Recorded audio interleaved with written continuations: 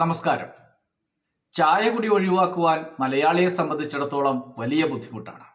ചായയിൽ നിന്നാണ് അവൻ്റെ പ്രഭാതം തുടങ്ങുന്നത് തന്നെ.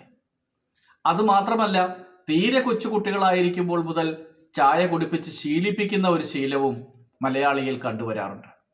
എന്തിനാണത് ചെയ്യുന്നത് എന്നറിയില്ല. എന്നാൽ ചായ കുടി നിങ്ങൾ കുറച്ച് ദിവസത്തേക്കൊന്ന് നിർത്തി നോക്കൂ.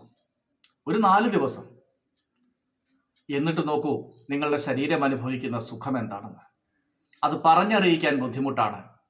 താല്പര്യമുണ്ടെങ്കിൽ ഒരു ചലഞ്ചിന് തയ്യാറാകും. ഒരു 4 ദിവസത്തേക്ക് ചായ കുടി ഒഴിവാക്കി നോക്കൂ.